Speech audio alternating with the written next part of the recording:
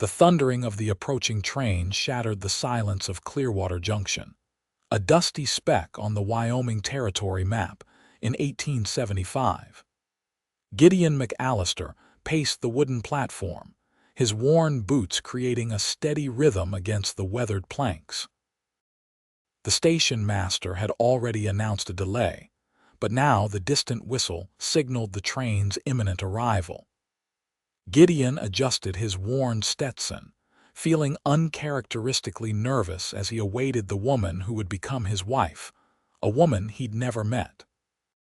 3 months earlier, Gideon had placed an advertisement in the Eastern Mail Order Bride Gazette.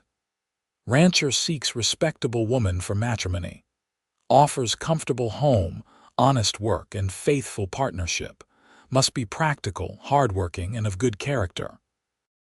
Among the responses, one letter had stood out written in an elegant hand that spoke of intelligence and refinement, yet with practical considerations that appealed to him. Miss Nora Whittaker of Boston had agreed to journey west to become his wife. The train slowed with a screech of metal on metal, belching steam across the platform. Gideon stepped back, scanning the passenger cars as travelers began to disembark. A businessman in a fine suit, a family with 3 boisterous children, 2 elderly women clutching their handbags, but no sign of the woman who matched the description Miss Whittaker had provided. Just as Gideon began to wonder if she'd changed her mind, he spotted her. She stood hesitantly at the steps of the last passenger car, one gloved hand gripping the handrail. Her traveling dress of dark blue was modest but well made, and though her bonnet shadowed her face, he could see she was younger than he'd expected, perhaps 22 or 23 to his 30 years. She glanced around uncertainly, and Gideon raised his hand. "Miss Whittaker." He called, moving toward her. She looked toward him, relief visible on her face, and took a step forward. What happened next seemed to unfold in slow motion. Her free hand pressed suddenly to her forehead, her body swayed, and before Gideon could reach her, she crumpled like a marionette with cut strings. He lunged forward, catching her before she hit the wooden platform. "Miss Whittaker," he exclaimed, alarmed by the pallor of her skin. Her face was delicate, with a small straight nose and full lips now drained of color.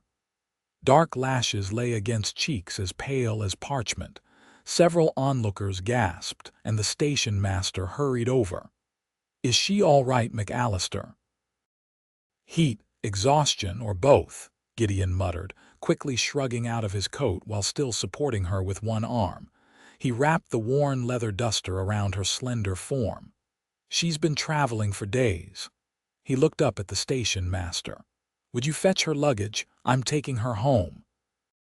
Without waiting for a response, Gideon gathered the unconscious woman into his arms. She weighed almost nothing against his chest, frailer than he'd imagined from their correspondence. Up close, he could see the shadows beneath her eyes and the prominence of her cheekbones, telling of hardship he hadn't anticipated. "Is there anything I can do to help?" A woman from the train stepped forward, concern etched on her face. "No, madam, but thank you. My ranch is just outside town. She'll be fine once she's had rest and water." At least, he hoped that was true. Gideon carried his unconscious bride-to-be toward his wagon, worry creasing his brow. This wasn't how he'd imagined their first meeting, and he wondered what other surprises awaited them both. He placed her carefully on the wagon seat, arranging his coat more securely around her shoulders before climbing up beside her. He positioned her so she leaned against him rather than falling forward, one strong arm holding her steady as he took the reins with his free hand. "McAllister." The station master hurried over with a small trunk and carpet bag. These were tagged with her name. "Thanks, Jim. Just put them in the back." As the station master loaded the surprisingly modest luggage, Gideon studied the woman's face. even in unconsciousness. There was a determination in the set of her jaw that matched the resolute tone of her letters. With a flick of the reins, Gideon set the horses in motion. As they pulled away from the station, he found himself speaking softly to the woman who had traveled so far to marry a stranger. "Don't worry, Miss Whittaker. You're safe now. I'm taking you home." The 12-mile journey to his ranch passed slowly, with Gideon constantly glancing at his passenger. Twice she stirred, her eyes fluttering briefly before closing again. Each time, he spoke soothingly, telling her she was safe and would soon be able to rest properly. The spring sun beat down relentlessly, and he was grateful for the canopy on his wagon that provided some shade. As they approached his property, Gideon felt a sudden uncertainty. His home was solid and well-built, but hardly the refined environment a Boston woman would be accustomed to. The two-story house stood proudly against the backdrop of rolling hills, with the barn and corral to one side and the beginnings of an orchard to the other. It wasn't grand, but it was his built with his own hands over the past 8 years. His ranch hand, Pablo Mendoza, emerged from the barn as the wagon approached. Seeing Gideon with an unconscious woman, he hurried forward. "Senor Gideon, what happened?" "This is Miss Whittaker," Gideon explained, carefully shifting his precious cargo. "She fainted at the station. Heat and exhaustion, I think. Can you take the team while I get her inside?" Pablo nodded, taking the reins as Gideon gathered Nora into his arms once more. Her head rested against his shoulder, and he could feel her breath warm and reassuringly steady against his neck. "Should I fetch the doctor?" Pablo asked, concern evident in his voice. Gideon paused, considering. "Not yet. Let's see if she comes around with some rest and cool water. If she doesn't improve soon, then yes." He carried her into the house, pushing open the door with his shoulder. The main room was tidy, he'd made sure of that, before leaving for town, with a stone fireplace dominating one wall and sturdy, handcrafted furniture arranged practically throughout. A staircase led to the second floor where 3 bedrooms waited, including the guest room he'd prepared for her until they were married. Gideon hesitated at the bottom of the stairs, then turned toward his own bedroom on the main floor instead. The journey upstairs could wait until she was conscious.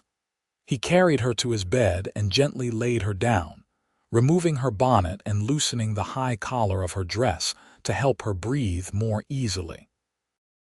Her hair, released from the confinement of the bonnet, spilled across his pillow in waves of rich chestnut brown. He removed her shoes, practical leather boots that had seen better days, and covered her with a light quilt. After ensuring she was positioned comfortably, he fetched a basin of cool water and a cloth, placing them on the bedside table. He dampened the cloth and carefully placed it on her forehead, noting the slight furrow between her brows even in unconsciousness. "You're safe now, Miss Whittaker," he said again, though he wasn't sure she could hear him. "Rest easy." He pulled a chair close to the bed, intending to stay until she awakened. As he studied her face, he wondered about the circumstances that had led this clearly educated young woman to accept marriage to a stranger in the wilderness.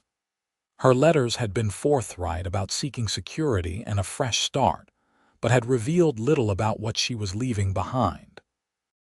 Nearly an hour passed before Nora began to stir. Her eyelids fluttered and a small moan escaped her lips. Gideon leaned forward, refreshing the cloth on her forehead. "Miss Whittaker, can you hear me?" Her eyes opened fully, then a startling shade of green that hadn't been mentioned in her letters. Confusion clouded her expression as she stared up at him. "Where?" Her voice emerged as a whisper. "You're at my ranch, Miss Whittaker. I'm Gideon McAllister. You fainted at the train station, so I brought you home." He reached for a glass of water he'd placed nearby. "Can you sit up a bit to drink some water?" She nodded weakly, and he helped her rise enough to sip from the glass. After a few swallows, clarity seemed to return to her eyes, along with a flush of embarrassment that brought welcome color to her cheeks. "I'm so sorry," she said, her voice stronger now. "What a terrible first impression I must have made." "Not at all," Gideon assured her. "You've had a long journey. How are you feeling now?" She took a moment to assess herself. "Somewhat better, though rather foolish." She glanced around the room, seemingly realizing for the first time that she was in a bedroom, his bedroom. Her eyes widened slightly, but she made no comment on this. "When did you last eat?"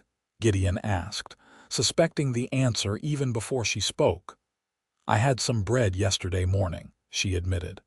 "The train fare was more than I'd anticipated, and She stopped, clearly reluctant to reveal the full extent of her financial straits. Anger flared briefly in Gideon's chest, not at her, but at the circumstances that had led a young woman to choose hunger over asking for help. "I'll have something prepared for you right away. Pablo's wife, Elena, is an excellent cook." "Pablo?" she questioned, the name unfamiliar to her. "My ranch hand. He and his wife live in the small house just beyond the barn. They've been with me for 5 years now." Gideon stood, moving toward the door. "Rest a bit more, I'll be back with some food." "Mr. McAllister," she called as he reached the doorway. When he turned back, she had pushed herself up further against the pillows, his coat still wrapped around her shoulders, though she seemed unaware of it. "Thank you for your kindness. I assure you I'm not normally so." She searched for the right word, fragile. The determination in her voice matched the one he'd sensed in her letters, and Gideon found himself smiling. "I never thought you were, Miss Whittaker. Anyone who travels halfway across the country to marry a stranger has more courage than most men I know." A small smile curved her lips, the first he'd seen, transforming her face and hinting at the beauty that exhaustion and hunger had temporarily dimmed. "Please call me Nora." "Nora," he repeated, liking the way it felt. "And I'm Gideon." "Gideon," she echoed, studying him openly now. Her gaze took in his tall frame, the sun-weathered face, the hands that showed years of hard work. Whatever assessment she made, she kept to herself, but she didn't look displeased. "Rest now, Nora. I'll be back shortly." In the kitchen, Gideon found Elena Mendoza already at work, having been informed by Pablo of their unexpected arrival.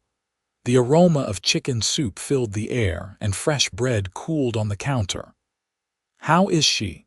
Elena asked, her dark eyes concerned. "Awake and embarrassed about fainting," Gideon replied. "She's been traveling without proper food. I suspect she ran out of money." Elena clicked her tongue sympathetically.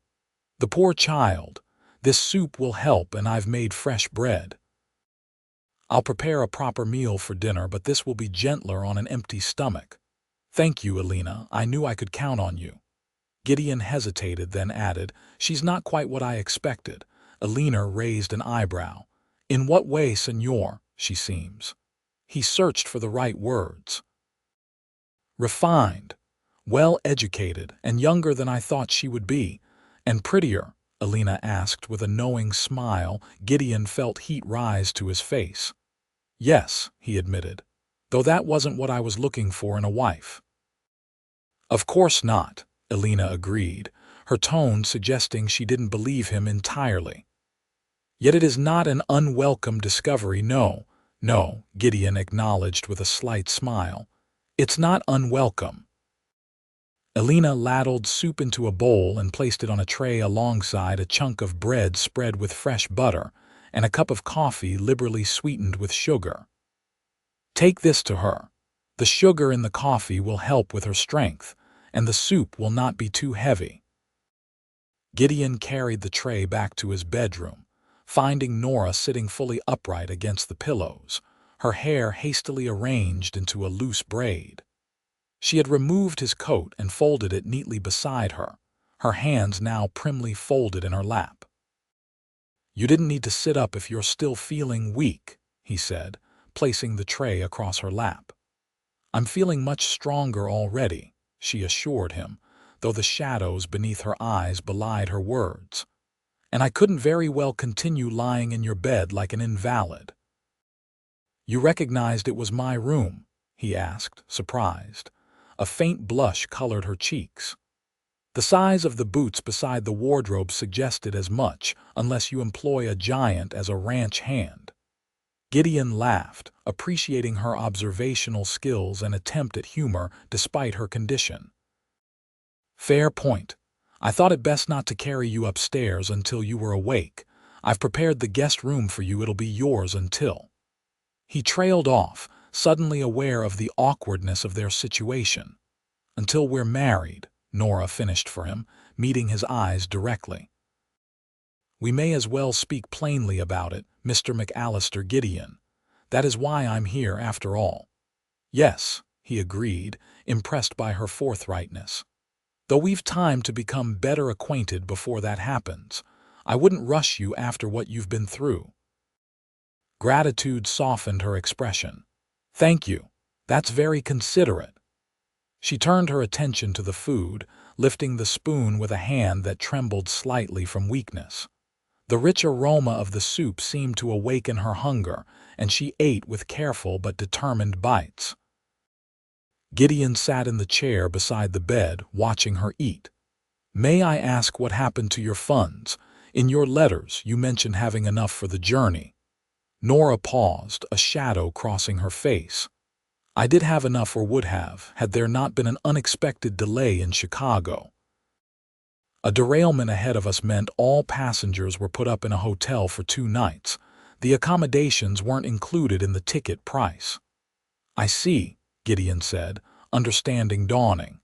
And rather than send a telegram asking for help, you chose to go without food. She lifted her chin slightly. I've managed with less before, and I didn't want to begin our arrangement by asking for money. It wouldn't have been an imposition, he assured her. You were already on your way to become my wife. Your welfare was already my concern. Something flickered in her eyes, wariness perhaps, or the remnants of old pain. In my experience, Mr. McAllister, obligations often come with unexpected costs. The statement hung between them, revealing more about her past than perhaps she had intended.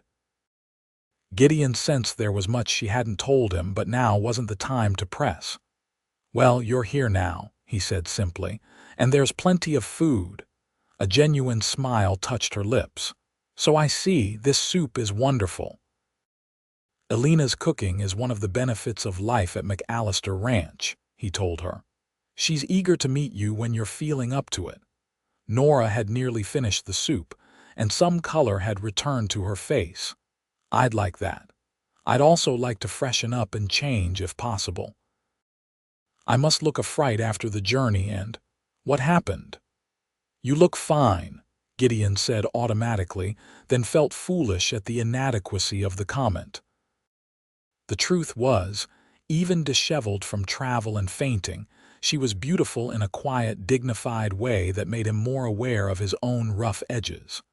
But of course, I'll have Pablo bring in your trunk. The guest room is ready with a washstand and fresh water. Thank you. She set aside the empty bowl, having consumed everything on the tray. I feel much better already. Good. He stood, taking the tray. I'll show you to your room once Pablo brings up your things. It's at the top of the stairs, the one with the blue quilt. Blue is my favorite color, she said, the simple statement somehow making the room he'd prepared seem more personal. Is it? I didn't know, he smiled. I'm glad it suits you. A knock at the front door interrupted them. Gideon excused himself, returning moments later with a concerned expression. That was Dr. Finley. Apparently, word traveled fast about your fainting spell. He was in town when it happened and came out to check on you. Oh, there's really no need, Nora began, but Gideon shook his head. It would ease my mind to have him look you over, just to be certain it was only exhaustion and hunger. After a moment's hesitation, she nodded. "Very well, if you think it best." Dr. Finley, a genial man in his 50s with spectacles and graying hair, entered the room with Gideon. "Miss Whittaker, I presume? I'm Dr. Samuel Finley. I understand you had quite a welcome to Clearwater Junction." "Not my finest moment," Nora acknowledged with a self-deprecating smile. "May I?" the doctor asked, gesturing to the edge of the bed. At her nod, he sat and began a gentle examination, checking her pulse and peering into her eyes. "Mr. McAllister tells me you traveled without food for some time." "Just a day or so," Nora replied, downplaying the situation. The doctor's expression suggested he wasn't fooled. "And before that, irregular meals," she admitted reluctantly. "Train station fare is expensive." Dr. Finley nodded, unsurprised. "Well, Miss Whittaker, you're suffering from exhaustion and mild malnutrition, but nothing that good food and rest won't cure. I recommend staying in bed for the remainder of today, light activity tomorrow, and a gradual return to normal activities after that." "Thank you, doctor," she said, relief evident in her voice. "I appreciate you making the journey out here." "Not at all." Dr. Finley packed up his bag. "Clearwater Junction isn't so large that we can ignore when someone needs help." He turned to Gideon. "Make sure she eats regularly, small meals at first, then gradually increasing, and plenty of fluids." "I will," Gideon promised, walking the doctor out. When he returned, Pablo was carrying Nora's trunk upstairs. "I'll prepare your room," Gideon told her. "Do you think you can manage the stairs with assistance?" "Yes, I believe so," she said, already moving to swing her legs over the side of the bed. Gideon offered his arm, and she took it, standing somewhat unsteadily. He noticed again how small she seemed beside him, the top of her head barely reaching his shoulder. Yet there was a resilience in her that belied her physical fragility. They ascended the stairs slowly, her hand gripping his arm more tightly than she perhaps intended to reveal. At the top landing, she paused to catch her breath, and Gideon waited patiently, not rushing her. "This is quite embarrassing," she confessed. "I didn't expect our first meeting to involve you practically carrying me around." "I've had worse first impressions," he assured her. "My previous foreman tried to shoot me when we first met." Her eyes widened. Truly. He thought I was rustling cattle. Once we sorted out the misunderstanding, he worked for me for 3 years before moving on to his own place." Gideon guided her to the guest room, now her room. "Here we are." The room was simple but comfortable, with a brass bed covered in a blue and white quilt, a dresser, washstand, and a small writing desk positioned beneath the window that overlooked the eastern pasture. Morning sunlight would fill the room at dawn. Her trunk sat at the foot of the bed, and Pablo had placed her carpet bag on the dresser. "It's lovely," Nora said, genuine appreciation in her voice as she glanced around. "Thank you." "The washroom is at the end of the hall," Gideon told her. "It has a proper tub with a pump for hot water from the kitchen stove. I'll leave you to rest and refresh yourself. Elena will have dinner ready at 6, but if you're not feeling up to joining us, she can bring a tray up." "I'd like to join you for dinner," Nora said firmly. "I've imposed enough already." "It's no imposition," Gideon assured her, but he recognized the pride behind her words. 6 o'clock, then. "Can you manage from here?" She nodded, already moving toward her trunk. "Yes, thank you. If you need anything, just call." "I'll be working in the barn, but I'll hear you." He hesitated at the door. "I'm glad you're here, Nora, despite the circumstances of your arrival." She looked up, her green eyes meeting his with unexpected warmth. "So am I, Gideon." He left her then, closing the door softly behind him. As he descended the stairs, he found himself smiling. Their beginning might not have been what either of them planned, but perhaps it was fitting for a union born of practical considerations rather than romantic notions. They were strangers still, but something in her direct gaze and quiet dignity gave him hope that they might build something genuine together. Outside, the afternoon sun bathed the ranch in golden light. Gideon headed toward the barn where work awaited, but his thoughts remained with the woman resting upstairs, the mail-order bride who had fainted at the station and whom he had wrapped in his coat and called home. Upstairs, Nora sank onto the edge of the bed once the door closed behind Gideon. The room swam slightly before her eyes, reminding her that despite her brave front, she was still weak from her ordeal. The journey from Boston had been longer and more arduous than she'd anticipated, with each mile taking her further from everything familiar and toward a future she could only imagine. With trembling hands, she opened her trunk. The contents were meager 3 dresses besides the one she wore, undergarments, a nightgown, a shawl, and a few personal items carefully wrapped in cloth. At the bottom lay her most precious possessions: her mother's Bible, a small wooden box containing her few pieces of jewelry, and a daguerreotype of her parents taken before her father's death. She selected the cleanest of her dresses, a simple green cotton that brought out her eyes, and laid it on the bed. After retrieving her toiletries and the daguerreotype, she closed the trunk and moved to the washstand. The mirror above it reflected a face she barely recognized, pale and drawn, with shadows beneath her eyes that spoke of more than physical exhaustion. "Well, Nora Whittaker," she murmured to her reflection, "you've certainly made an impression." She hadn't meant to faint like some delicate society miss. Throughout the journey, she had prided herself on her practicality, rationing her food and water carefully as funds dwindled. But the combination of hunger, heat, and the momentous reality of meeting the man she'd agreed to marry had overwhelmed her usually sturdy constitution. At least Gideon McAllister seemed kind. Taller than she'd imagined, with broad shoulders and strong hands that had held her with surprising gentleness. His face was weathered by the sun and wind, with laugh lines around eyes the color of a summer sky. Not handsome in the conventional sense, perhaps, but appealing in his rugged authenticity. Nora poured water from the pitcher into the basin and began washing away the grime of travel. As she did, she allowed herself to recall the events that had led her to this moment. 6 months ago, she had been teaching at a small girls' school in Boston, living in a tiny attic room and carefully saving what she could from her meager salary.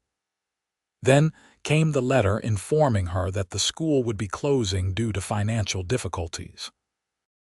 With no family and dwindling options, she had seen the advertisement in the newspaper while searching for new employment. "Rancher seeks respectable woman for matrimony.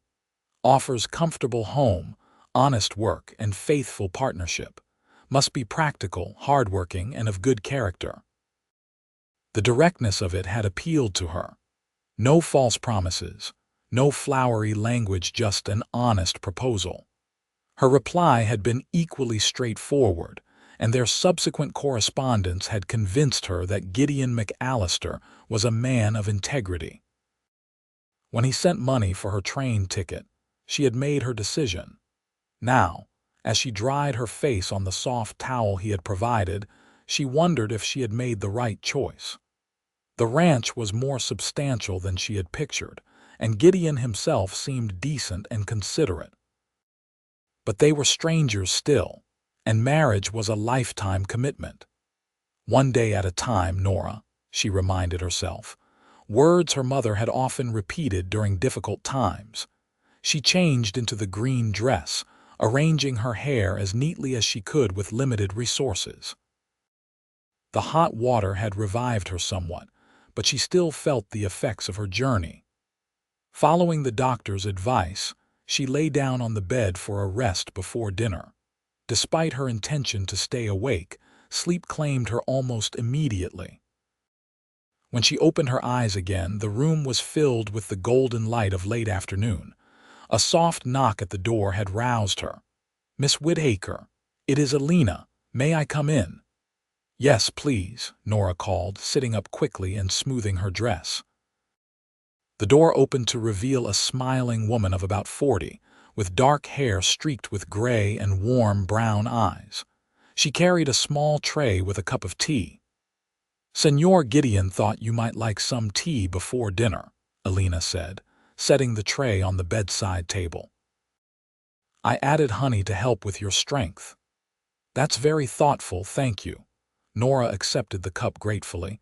"You must be Alina. Gideon mentioned you and your husband Pablo." We have worked for Senor Gideon for 5 years now. He is a good man, very fair." Alina's eyes assessed Nora with motherly concern. "You are feeling better.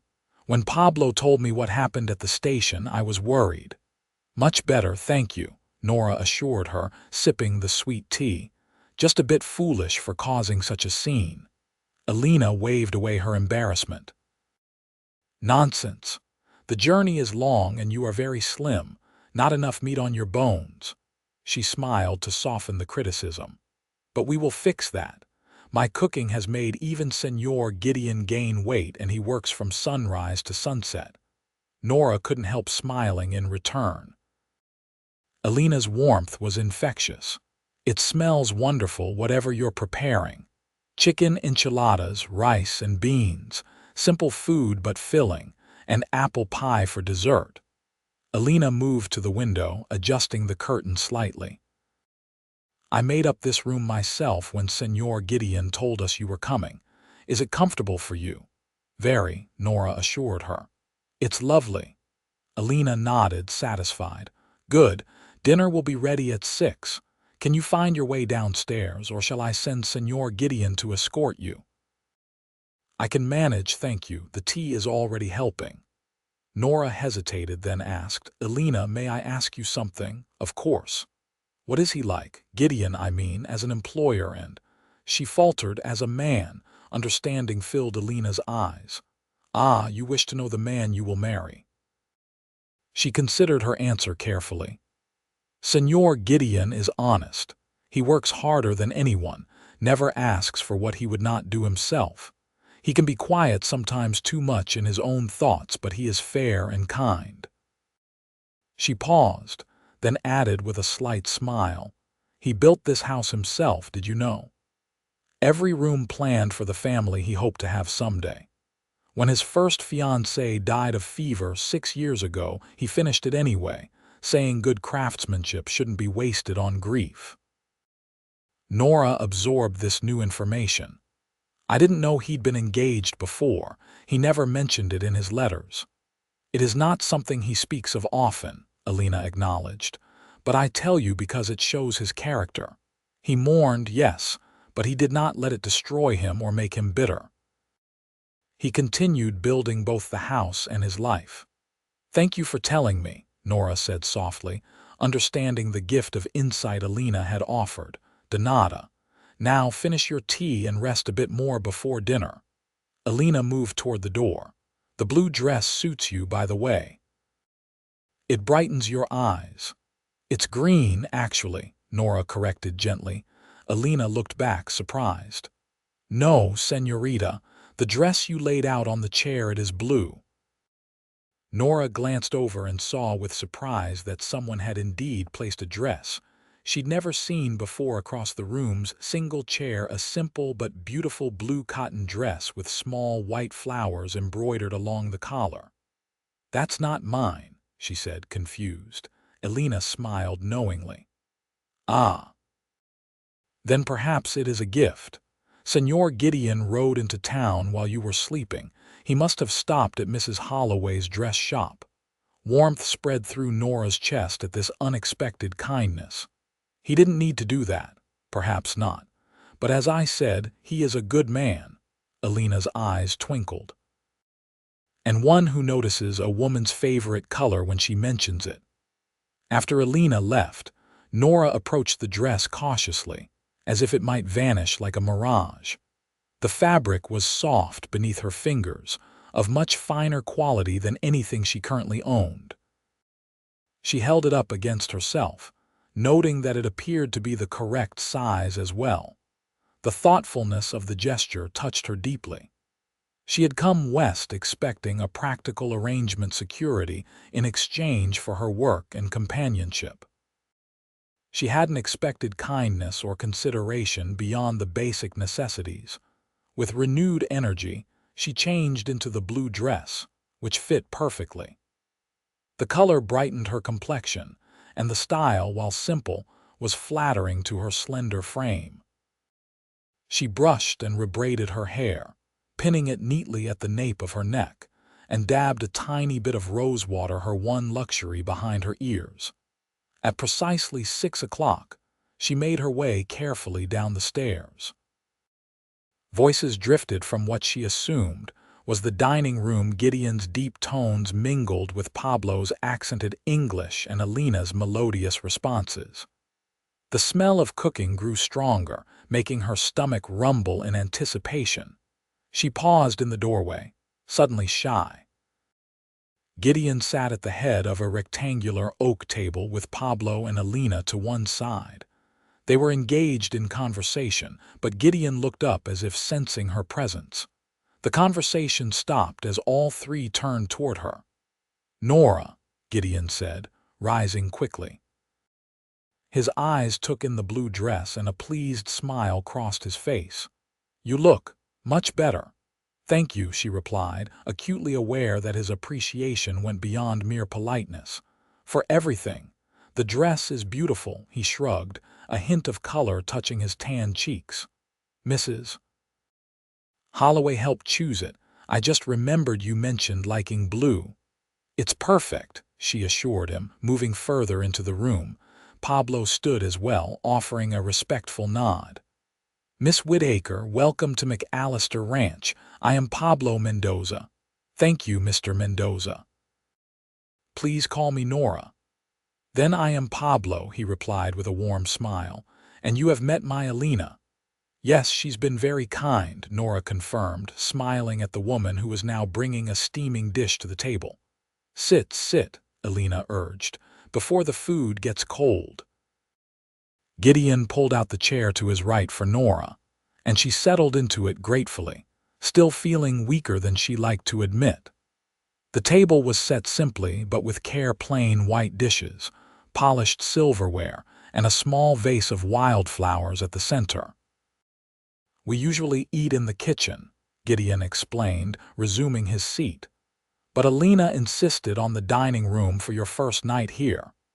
"It's special occasion," Alina declared, serving generous portions of the enchiladas onto each plate. "First dinner as family."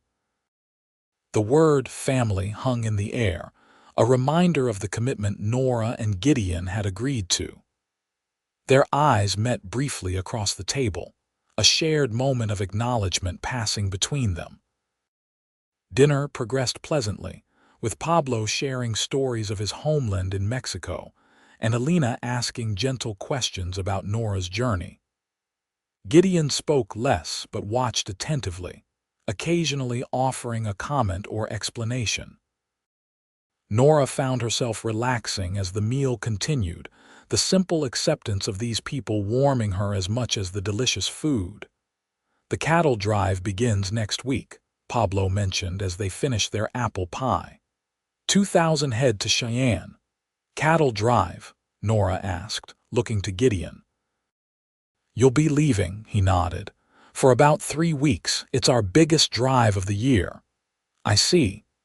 Nora tried to hide her dismay at the thought of him leaving so soon after her arrival. "And when would we?" Understanding her unspoken question, Gideon replied, "I thought perhaps the Saturday after I return, if that suits you. Reverend Daniels comes to town every other week."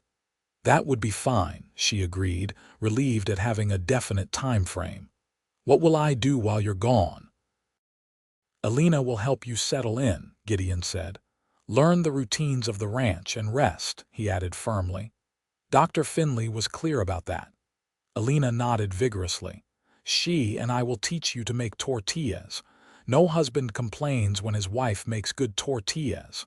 Pablo laughed. It is true. I married Alina for her tortillas. You married me because no other woman would have you, Alina retorted, but the affection in her voice belied the words.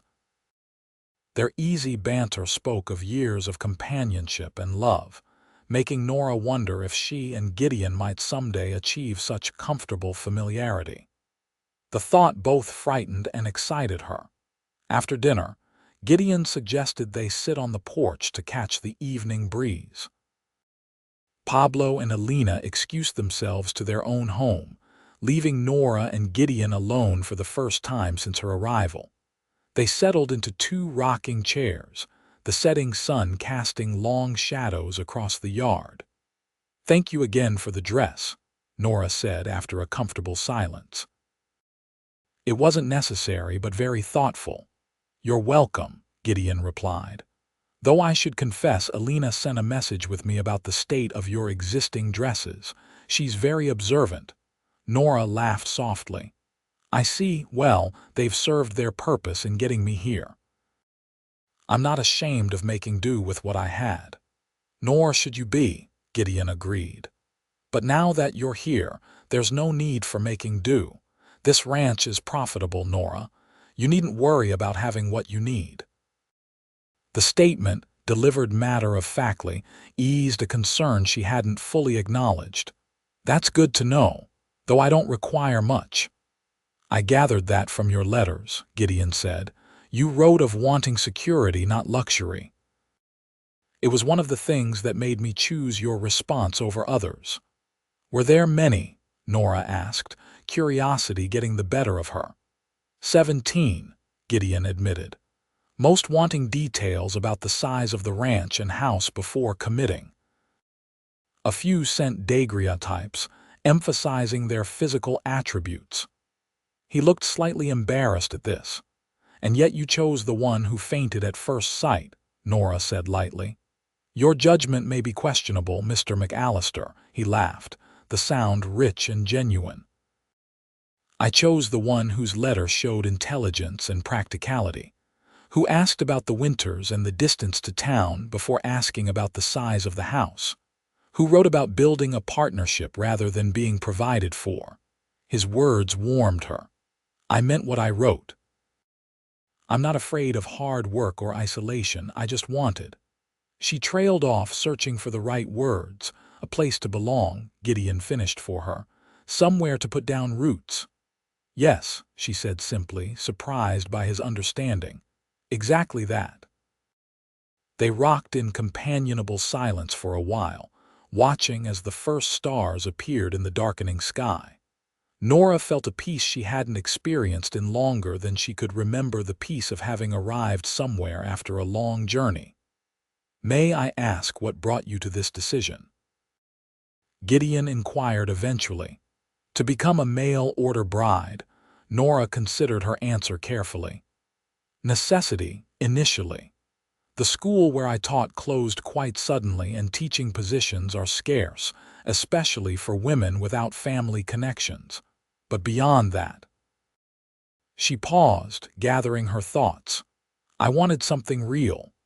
Teaching other people's children while living in a rented room, it felt like I was watching life from a distance, not truly participating in it." Gideon nodded, understanding in his eyes. "And your family? Both gone," she said simply. "My father died when I was 12, a workshop accident. My mother struggled afterward, taking in washing and mending. She became ill when I was 19 and passed within months." She didn't mention the debts that had consumed what little they had, or the distant relatives who had made it clear she was on her own. "I'm sorry," Gideon said quietly. "It couldn't have been easy." "Life rarely is," Nora replied without self-pity, "but it taught me to be self-reliant." "A valuable trait, though sometimes accepting help isn't weakness," Gideon observed. "As today demonstrated." Nora smiled ruefully. "Point taken. And you?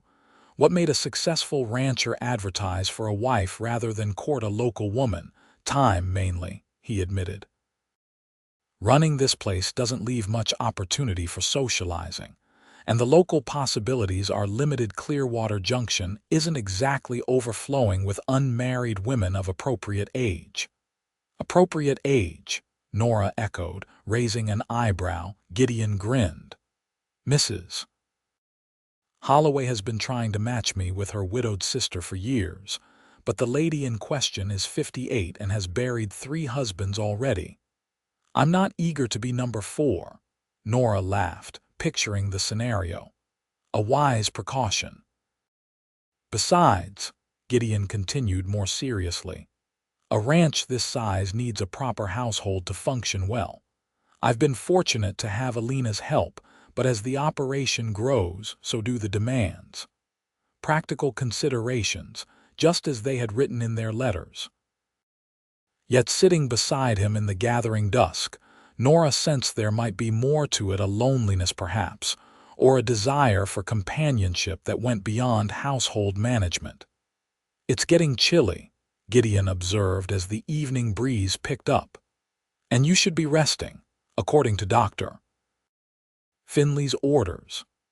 I suppose you're right, Nora acknowledged reluctantly. Despite her lingering weakness, she had enjoyed their conversation. Gideon stood, offering his hand to help her rise. I'll show you the rest of the ranch tomorrow if you're feeling up to it. Just the main buildings, the tour of the pastures can wait until you're stronger. I'd like that, Nora said, accepting his assistance. His hand was warm and strong around hers, calloused from years of work but gentle in its touch. He walked her to the base of the stairs, releasing her hand. Good night, Nora. Sleep well. Good night, Gideon, and thank you again for everything. She ascended the stairs slowly, aware of his gaze following her until she reached the top landing. In her room, Nora changed into her nightgown and sat on the edge of the bed, her mind processing the events of this extraordinary day. From the moment of fainting at the station to sitting on the porch discussing their future, it felt surreal, yet more authentic than anything she'd experienced in years. She picked up her mother's Bible from the bedside table where she'd placed it earlier, finding comfort in its familiar weight and the faded inscription inside. To my beloved daughter Nora, may you always find strength in faith and joy in love. Mother. Love had not been part of the bargain she'd struck with Gideon McAllister. Respect, partnership, security, these were the terms they had agreed upon in their practical correspondence. Yet she couldn't help wondering if perhaps, in time, something more might grow between them. With that thought warming her heart, Nora slipped beneath the blue quilt and fell into a peaceful sleep, more hopeful for the future than she had been in a very long time. The next morning dawned clear and bright, sunlight streaming through the curtains Nora had forgotten to close. She awoke feeling remarkably refreshed, the exhaustion of her journey finally receding. For a moment, she lay still, orienting herself to her new surroundings, the comfortable bed, the blue quilt, the sound of birds outside her window. This was home now. The thought both exhilarated and terrified her. She rose and dressed in the blue dress again, having nothing cleaner to wear. After washing and arranging her hair, she made her way downstairs, following the aroma of coffee and cooking. The kitchen was warm and inviting, with copper pots hanging from a rack and herbs drying in bundles along one wall. Alina stood at the stove, expertly flipping what looked like cornmeal pancakes in a cast-iron skillet. "Good morning," Nora said, hesitating in the doorway. Alina turned with a broad smile. "Ah, buenos dias. You look much better today. The color is back in your cheeks. Come sit. Coffee is ready and the johnny cakes will be done soon." "Can I help with anything?" Nora asked, moving toward the stove. "Not today," Alina said firmly. "Doctor's orders, remember. Tomorrow you can help. Today you eat and regain your strength." Accepting the inevitability of Alina's mothering, Nora sat at the kitchen table, which was already set for breakfast. "Is Gideon up already?" "Senor Gideon has been up since dawn," Alina informed her, placing a steaming cup of coffee before her. "He and Pablo are checking the cattle for the drive. They will come in for breakfast soon." As if on cue, the back door opened and Gideon entered, removing his hat as he crossed the threshold. His face brightened when he saw Nora. "Good morning. You're looking well. Thank you. I feel much better today," she assured him, suddenly self-conscious under his direct gaze. He hung his hat on a peg by the door and washed his hands at the sink before joining her at the table. "Sleep well?" "Very well," Nora confirmed. "The bed is quite comfortable." "Good." He accepted the cup of coffee Alina handed him. "I thought I'd show you around the ranch after breakfast if you're up to it." "I'd like that," Nora said eagerly. "I'm curious to see everything." Pablo joined them shortly after, and breakfast progressed with comfortable conversation. The Johnny cakes were delicious, especially with the fresh honey Alina served alongside them. "These are wonderful," Nora complimented. "You must teach me the recipe." "Of course," Alina agreed. "It is simple but takes practice to get them just right. Senor Gideon likes them with honey, not syrup." Gideon nodded appreciatively. "Alina knows all my preferences after 5 years, and I will teach them to you," Alina assured Nora with a wink. "A wife should know these things." The casual reference to her future role made Nora's cheeks warm, but she nodded, grateful for Alina's easy acceptance of her position in the household. After breakfast, Gideon suggested they begin their tour of the ranch. "We'll start with the barn and corrals, then the smokehouse and storage buildings. The pastures are too far to walk today, but you can see most of them from the hill behind the house." Nora nodded, eager to explore her new home. As they stepped outside, the vastness of the Wyoming landscape struck her anew. Rolling hills stretched toward distant mountains, the lush spring grass a vibrant green beneath the endless blue sky. After the crowded streets of Boston, the openness was both liberating and intimidating. "It's beautiful," she said softly. "I've never seen such space." "It takes some getting used to," Gideon acknowledged. "When I first came west 12 years ago, I found it unnerving, nowhere to hide, nothing to block the wind. Now I can't imagine living any other way." "What brought you here?" Nora asked as they walked toward the large barn. "The war initially," Gideon replied, his expression sobering. "I served in the Union Army. Afterward, Pennsylvania felt confined, too many memories. I worked my way west, learned ranching in Colorado, then came here and started with 50 acres and 20 head of cattle." "And now," Nora prompted. 800 acres and over 2,000 head, Gideon said with quiet pride. "It's been a good life mostly, challenging but satisfying." "You've accomplished a great deal," Nora observed, impressed by the evidence of his hard work all around them. "There's still more to do," Gideon replied. "But yes, it's a solid operation now." He pushed open the large barn door. "This is where we stable the horses and store hay for the winter." The barn was immaculate, with 6 stalls on each side and a large central area for tack and equipment. 4 of the stalls were occupied by horses who turned curious eyes toward the visitors. "That's Thunder, my gelding," Gideon said, indicating a powerful bay horse. "Next to him is Daisy, who will be yours once you're ready to ride." "Mine." Nora approached the stall where a gentle-looking chestnut mare stood. "Every rancher's wife needs her own horse," Gideon explained. "Daisy's steady and even-tempered, good for a beginning rider." Nora reached out cautiously to stroke the mare's velvety nose. "She's beautiful. I've never ridden before, though." "You'll learn," Gideon assured her. "It's essential out here. The nearest neighbor is 5 miles away and town is 12. They continued their tour. with Gideon explaining the operations of each building and area. The smokehouse where meat was preserved for winter, the springhouse that kept milk and butter cool, the workshop where equipment was repaired, and the chicken coop where 24 hens provided eggs and occasional Sunday dinner.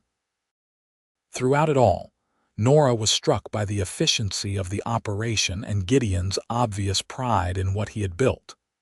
This wasn't merely a business to him, but a way of life, one he had created through determination and hard work.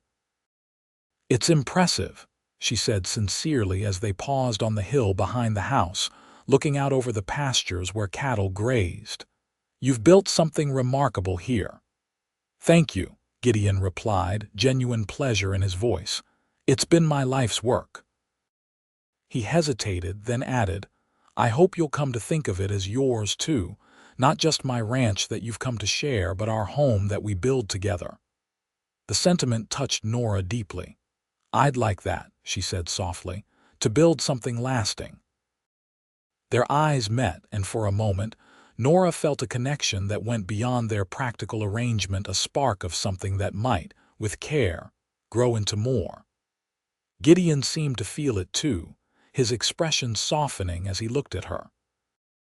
The moment was broken by Pablo calling from below, needing Gideon's assistance with a balky pump at the cattle trough. "I should go help," Gideon said reluctantly. "Will you be all right walking back to the house?"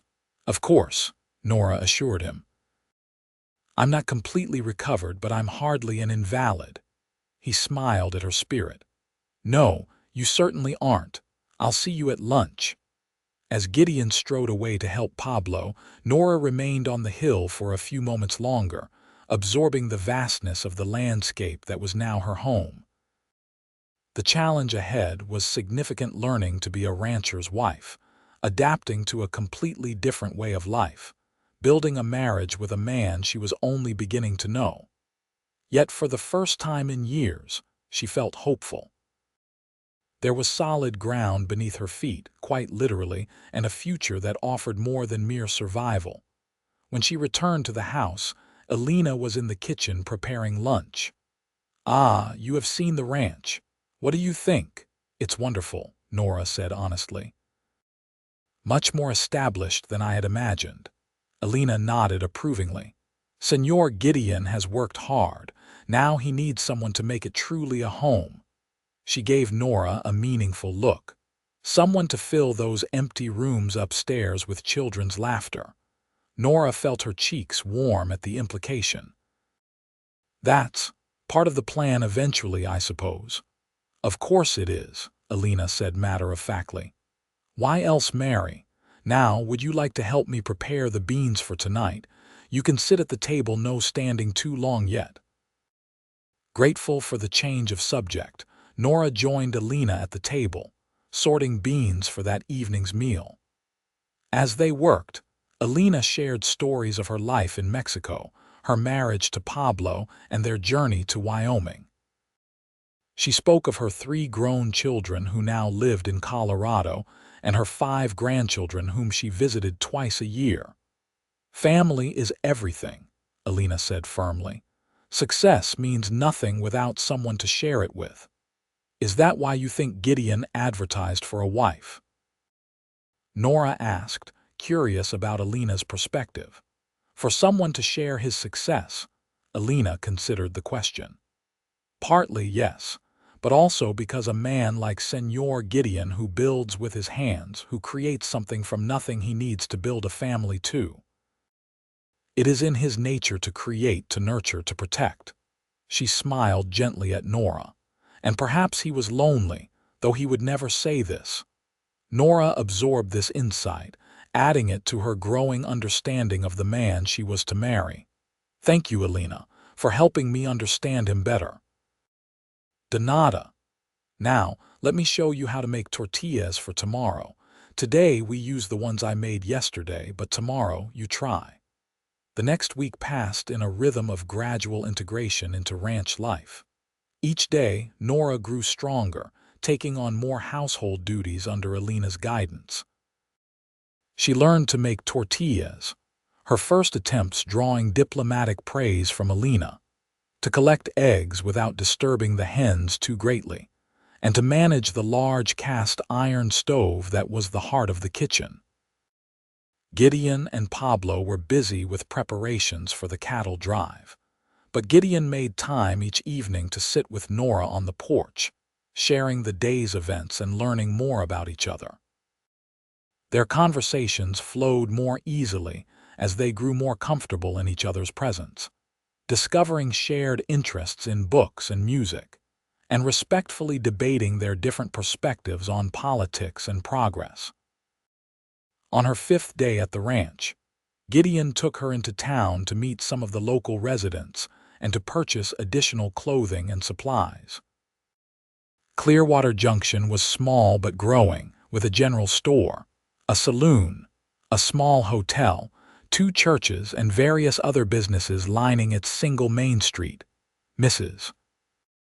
Holloway at the dress shop greeted Nora warmly, clearly delighted that her matchmaking efforts, as she saw her role in helping Gideon select the blue dress, had been successful. "My dear, you are exactly what our Mr. McAllister needs," she declared, taking Nora's measure for 2 everyday dresses and a special dress for the wedding.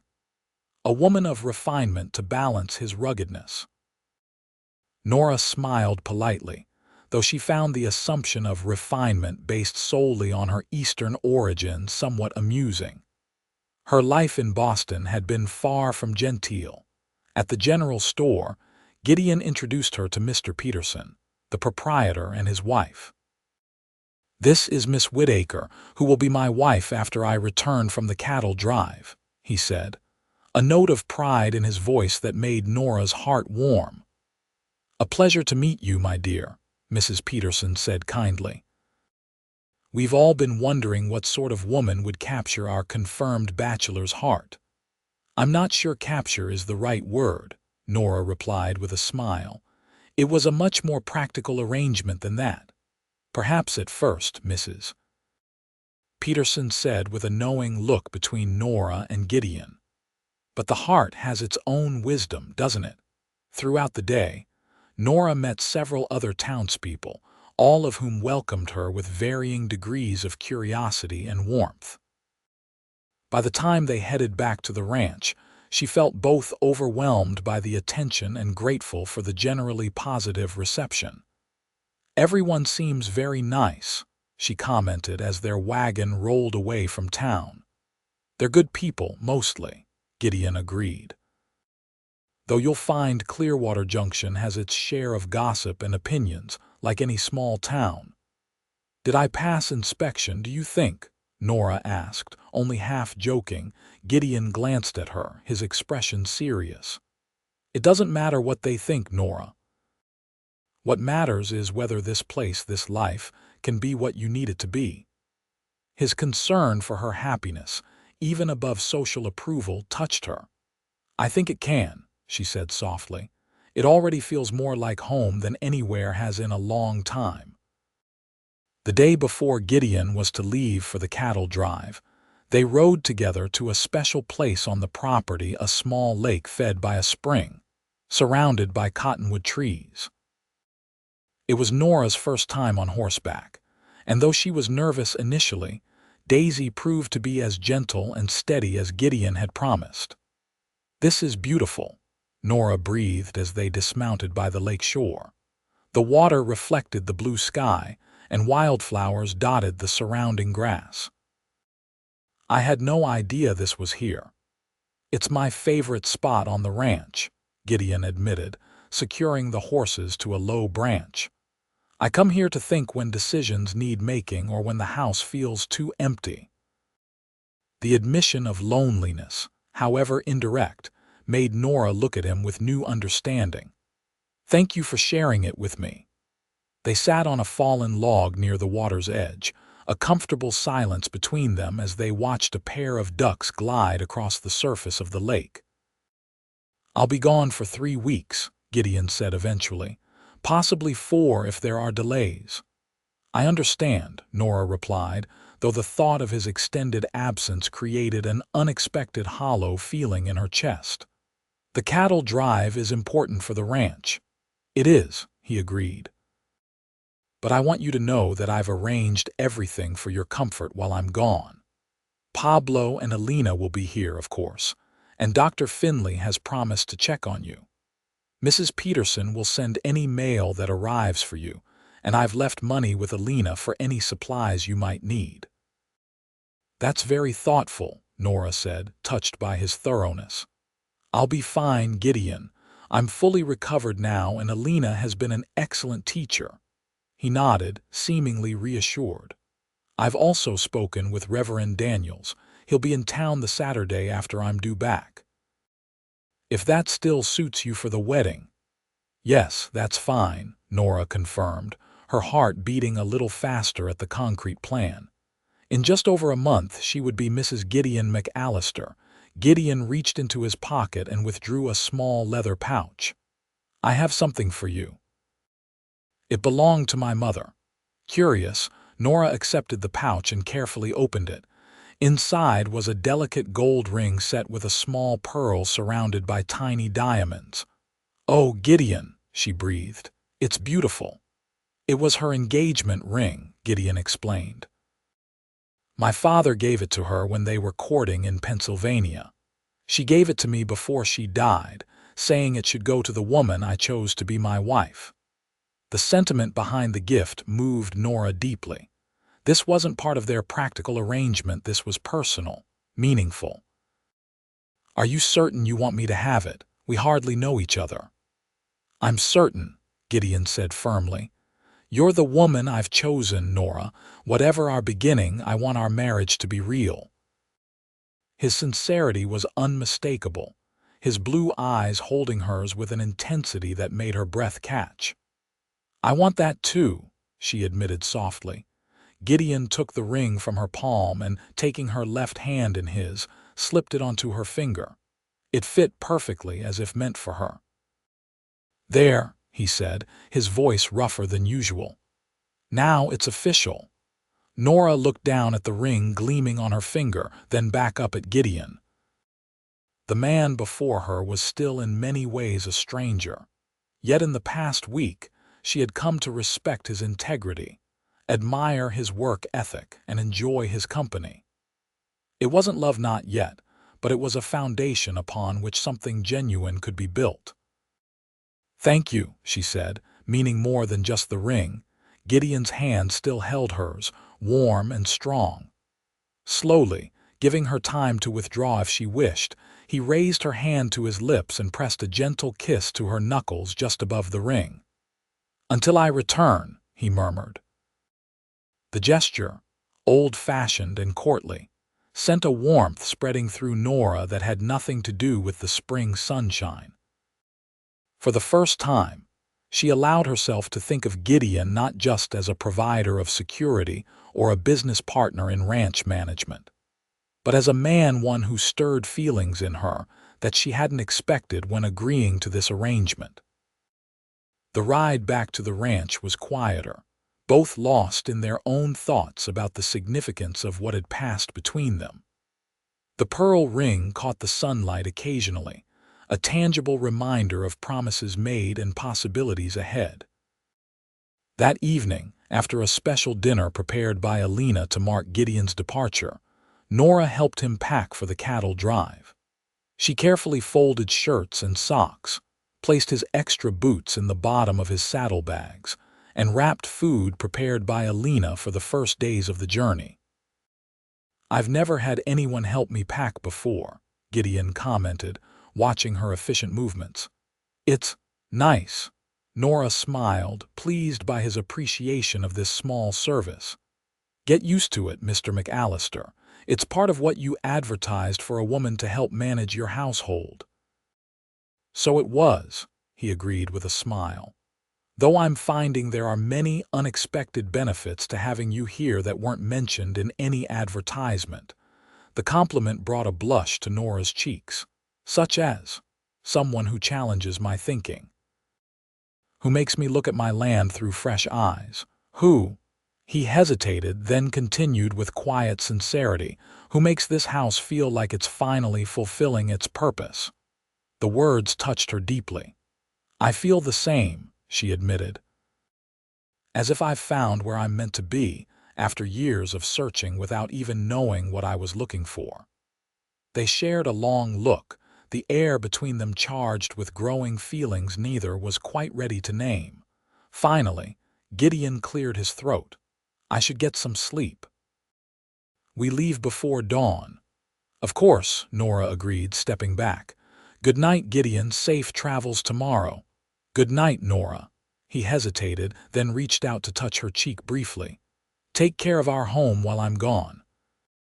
"I will," she promised, the simple phrase "our home" filling her with quiet joy. The next morning, Nora rose before dawn to see Gideon and the other ranch hands off. The yard was busy with men checking saddles and provisions, horses stamping impatiently, and the distant lowing of cattle being gathered for the long drive to Cheyenne. Alina had prepared breakfast for the men: eggs, bacon, biscuits, and strong coffee to sustain them through the morning's ride. Nora helped serve, still learning names and faces of the additional hands hired specifically for the drive. When it was time to leave, Gideon sought her out, drawing her slightly apart from the others. "Remember what I said. Pablo will handle any ranch emergencies, and Alina knows where everything is. Don't hesitate to send for Dr. Finley if you need anything." "I'll be fine," Nora assured him. "Worry about the cattle and getting safely to Cheyenne, not about me." He nodded, though concern still shadowed his eyes. "I'll send a telegram when we arrive and again when we're heading back." "I'll look forward to it," she said, meaning it sincerely. Gideon seemed about to say more, but the foreman called that it was time to move out. Instead, he reached for her hand, his fingers brushing over the pearl ring. "Be well, Nora. I'll return as soon as I can." "Godspeed, Gideon," she replied softly. For a moment they stood close together, neither quite willing to part. Then, with sudden decision, Gideon bent and pressed a gentle kiss to her forehead. "Until I return," he murmured, echoing his words from the day before. Before she could respond, he turned and strode toward his waiting horse. Nora watched as he swung into the saddle with practiced ease, issued final instructions to the foreman, and led the group of riders toward the cattle gathered in the east pasture. He looked back once, raising his hand in farewell, and she returned the gesture, standing on the porch until the riders disappeared from view. "He will come back safe," Alina said, coming to stand beside her. "Senor Gideon has made this drive many times." "I know," Nora replied, though the reassurance was welcome. "It just seems strange that he's gone already when I've barely arrived." Alina patted her arm sympathetically. "The time will pass quickly. We have much to do to prepare for the wedding, no? Come, let us make a list of what must be done before he returns." Grateful for Alina's practical approach, Nora followed her inside, glancing once more at the now empty horizon before closing the door.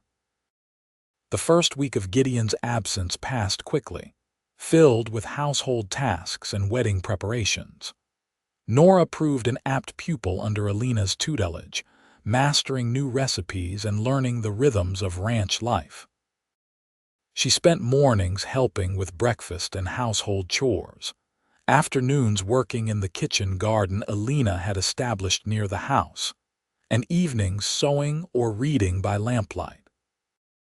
Each night before retiring, she would step onto the porch and look toward the distant mountains, wondering where Gideon was and how the cattle drive progressed. The pearl ring on her finger became a talisman of sorts, a physical connection to him that she often touched when thinking of his return. The second week brought a telegram from Cheyenne. "Arrived safely, cattle in good condition, price favorable, home in 2 weeks, GM." The brief message brought both relief and anticipation. Nora read it multiple times, finding reassurance in the concrete plan for his return. 2 more weeks, and he would be home. 2 more weeks, and they would be married. The thought both thrilled and terrified her. In Boston, she had approached their arrangement with practical determination, a logical solution to her circumstances. But now, having met Gideon, having begun to know him as a man rather than a correspondent, her feelings were far from merely practical. She found herself recalling small details about him, the way his eyes crinkled when he smiled, the careful gentleness of his hands despite their strength, how he always thanked Alina for meals with genuine appreciation. She thought of his integrity, his quiet confidence, his consideration for her comfort and feelings. Was this love beginning to grow, or simply gratitude and admiration? Nora wasn't sure, having little experience with romantic attachment. Her life in Boston had been too occupied with survival to allow for courtship or romance. The 3rd week of Gideon's absence brought unexpected challenges. A spring storm swept through the valley, bringing heavy rain that threatened to flood the lower pastures. Pablo and the remaining ranch hands worked tirelessly to move livestock to higher ground and secure buildings against the wind. Nora and Alina kept a constant pot of coffee brewing and prepared meals that could be eaten quickly between tasks. Standing at the kitchen window, watching rain lash against the glass, Nora found herself worrying about Gideon and the returning cattle drive. Would they be caught in the storm? Were they safe? He knows this country, Alina reassured her, seeing her concern. Senor Gideon will find shelter if needed. I know, Nora said, not entirely convinced. I just wish he was home already. Alina gave her a knowing look. You miss him. It wasn't a question, but Nora answered anyway. Yes, more than I expected to. This is good, Alina said with satisfaction. A wife should miss her husband. He's not my husband yet, Nora reminded her, though the distinction felt increasingly meaningless. In her heart, she had already accepted her place at McAllister Ranch and in Gideon's life. The storm passed after 2 days, leaving behind mud and debris but no significant damage to the ranch buildings. Pablo reported that some fencing would need repair, but the livestock had weathered the storm without losses. As the sun broke through the clouds on the 3rd day, Nora stood on the porch, breathing in the fresh, washed air and feeling a renewed sense of anticipation. According to Gideon's telegram, he should be home within a week, just in time for their planned wedding. She was about to return inside when she noticed a rider approaching from the direction of town. As he drew closer, she recognized Dr. Finley on his dependable gray mare. "Good morning, Miss Whittaker," he called as he reached the yard. "I thought I'd check on you all after that storm." "Any problems here?" "Nothing serious," Nora reported. "Some fencing down and a lot of mud, but the buildings are sound and the animals are safe." "Glad to hear it," Dr. Finley said, dismounting. "Some places fared worse. The bridge at Cottonwood Creek washed out completely." Nora's heart sank. Cottonwood Creek lay on the direct route from Cheyenne to Clearwater Junction. The bridge, but that's the way Gideon and the others would come back from the cattle drive. Dr. Finley nodded grimly. "I'm afraid so. They'll have to take the northern route through Red Rock Pass. It adds at least 3 days to the journey, possibly more with cattle." "I see," Nora said, trying to mask her disappointment. "Is there any way to get word to them, to let them know about the bridge?" "The telegraph office has already sent messages to all the towns along the route, Doctor," Finley assured her. "They'll get word before they reach the creek." Nora nodded, grateful for the efficiency of frontier communication despite her disappointment. "Thank you for letting us know. Would you like some coffee? Alina just made a fresh pot." "That would be most welcome, Doctor." Finley accepted, Following her inside over coffee, the doctor shared news from town and inquired about Nora's health and adjustment to ranch life. "You're looking well," he observed. "Much improved from when I first saw you." "I feel well," Nora confirmed. "Alina has been making sure I eat properly and the work here agrees with me." "Good, good," Dr. Finley approved. "And the wedding is still planned for next Saturday, assuming Gideon returns in time," Nora replied, unable to keep a note of worry from her voice. "With the bridge out." "He'll move heaven and earth to get back for his wedding day," Dr. Finley assured her with a kind smile. "I've known Gideon McAllister for 8 years, and I've never seen him more purposeful than when he brought you home from that train station." The doctor's words warmed her heart. "Thank you for saying that. It's nothing but the truth," Dr. Finley said, rising to leave. "Now I should continue my rounds, other folks to check on after the storm." As Nora walked him to the door, he added, "Try not to worry too much, Miss Whittaker. Gideon knows this country better than most, and he has experienced men with him. They'll find their way home safely." "I'll try," Nora promised, though anxiety had already taken root in her heart. The next days passed with excruciating slowness. Nora threw herself into wedding preparations, working with Alina to clean the house thoroughly, prepare food that could be stored until the celebration, and finish the special dress Mrs. Holloway had helped design. The dress was simple but elegant pale blue cotton with delicate white embroidery at the collar and cuffs. When Nora tried it on for the final fitting, Alina declared it perfect. "You look beautiful," she said, genuine admiration in her voice. "Senor Gideon will be speechless when he sees you." "If he returns in time," Nora couldn't help saying, her worry growing as days passed with no word. "He will come," Alina said firmly. "You must have faith." Saturday, their intended wedding day, arrived with no sign of Gideon or the cattle drive. Nora spent the morning alternating between the porch and the hill behind the house, scanning the horizon for approaching riders. By noon, she had to accept the inevitable. "We should send word to Reverend Daniels," she told Alina, fighting back tears of disappointment. "There won't be a wedding today." Alina squeezed her hand sympathetically. "Pablo will go. Perhaps the Reverend can stay another day," but the message Pablo brought back crushed that hope. Reverend Daniels had commitments in the next town and couldn't delay his departure. He would return in 2 weeks for his regular circuit. That evening, Nora sat alone on the porch, the pearl ring gleaming faintly in the gathering dusk. The delay was no one's fault. Storms and washed-out bridges were facts of life in this rugged country. Yet she couldn't help feeling a deep disappointment, tinged with worry for Gideon's safety. "Señorita Nora," Pablo called, emerging from the barn. "Come quickly.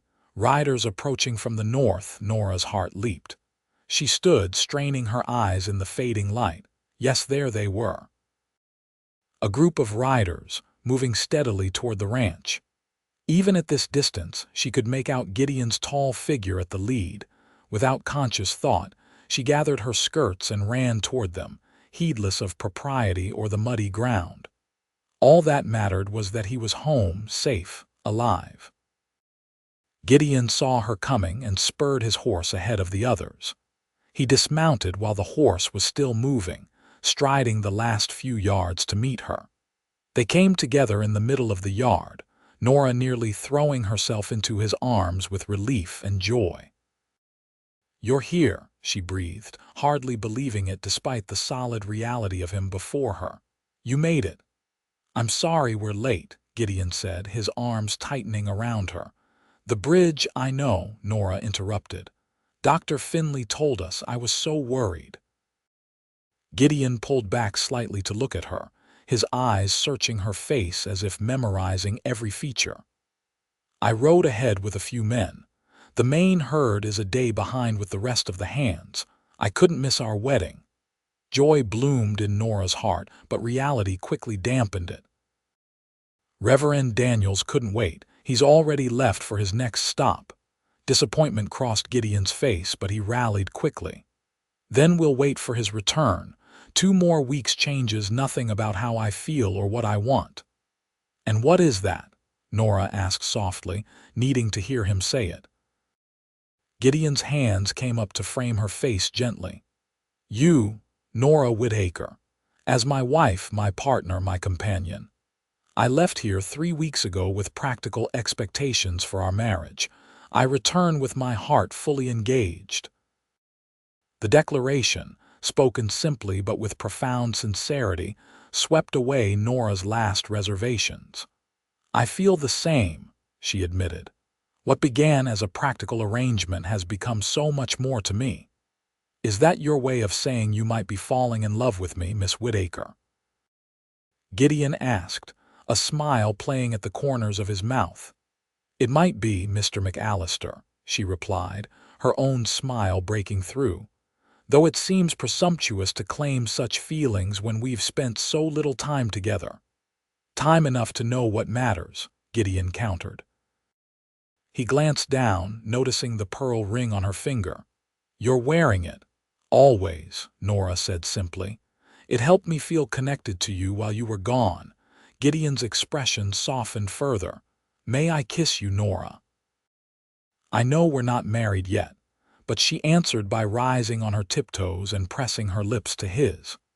The kiss was tentative at first, then deepened as Gideon's arms encircled her waist, drawing her closer. In that moment, all the worry and waiting of the past weeks dissolved, replaced by certainty that she was exactly where she belonged. When they finally parted, both slightly breathless, Gideon rested his forehead against hers. Welcome home, Nora whispered, echoing his words from the day they met. He smiled, understanding the reference. It's good to be home, he replied, then added more softly, to you. The 2 weeks until Reverend Daniels' return passed in a blur of activity.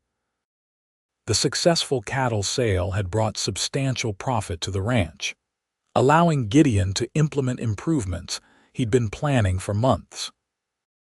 New fencing was erected, repairs were made to outbuildings damaged by the storm, and plans were drawn for expanding the main house with a larger kitchen and additional bedroom. For the future, Gideon explained when showing Nora the plans, a meaningful look conveying what he left unspoken space for the family they hoped to create together. The wedding, when it finally arrived, was simple but heartfelt. It took place in the Clearwater Junction Church, with nearly the entire town in attendance. Alina had decorated the modest building with wildflowers and ribbons, transforming it into a place of celebration. Nora wore her blue dress, a crown of white daisies in her hair. When she walked down the aisle toward Gideon, who waited at the altar looking both nervous and elated, she felt none of the anxiety that had plagued her earlier uncertainties. This was right, he was right in a way that transcended practical considerations or logical decisions. Their vows were traditional, but spoken with genuine conviction. When Reverend Daniels pronounced them husband and wife, and Gideon kissed her with gentle passion before the assembled community, Nora felt a completeness she had never known, as if a piece of herself that had been missing had finally been found. The celebration afterward at McAllister Ranch lasted well into the evening, with music, dancing, and abundant food prepared by Alina and the women of the town. Gideon barely left Nora's side, his pride in his new wife evident in every glance and touch.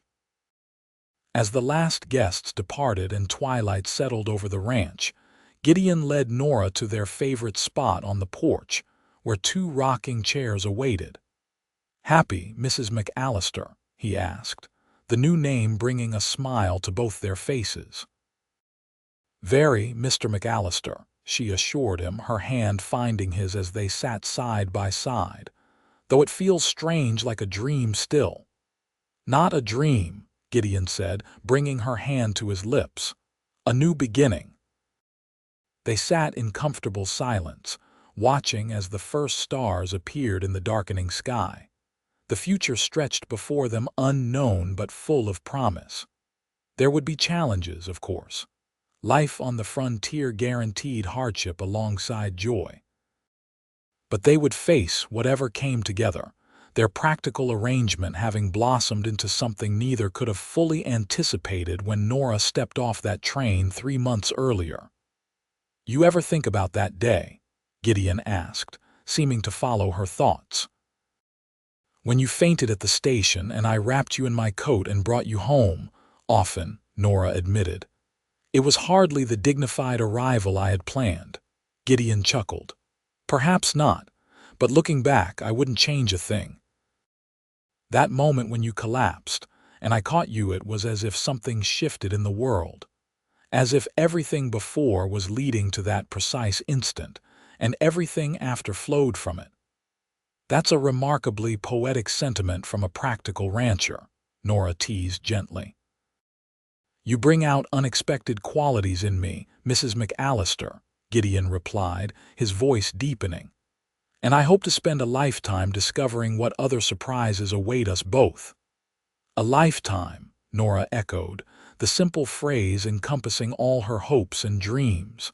"That sounds perfect." As night settled fully over McAllister Ranch, the newly wedded couple remained on the porch, planning their future, sharing their thoughts, and cementing the bond that had begun with a practical advertisement and blossomed into genuine love. The mail-order bride who had fainted at the station, and the cowboy who had wrapped her in his coat and called her home, had found in each other not just security or companionship, but the profound connection of two souls who recognized in each other the missing piece of themselves they hadn't known they were seeking. And in the years that followed through the births of their children, the growth of their ranch, the inevitable hardships and joys of frontier life, they would often look back on that first meeting as the moment when their true lives began. Not when Nora regained consciousness in Gideon's bed, or when they exchanged letters, or even when they spoke their wedding vows, but in that instant when he caught her as she fell, wrapping her in his protection and bringing her to the place that would become their home. "I love you," Gideon whispered as they finally rose to enter their house, their home together. "And I love you," Nora replied, the words simple but profound. "From that very first day, I think, though I didn't recognize it then." "We have a lifetime to make up for lost time," Gideon assured her, leading her inside with gentle purpose. As the door closed behind them, the pearl ring caught the lamplight, gleaming with promise, much like the future that awaited them, built on a foundation of practical necessity, but transformed by the unexpected miracle of love.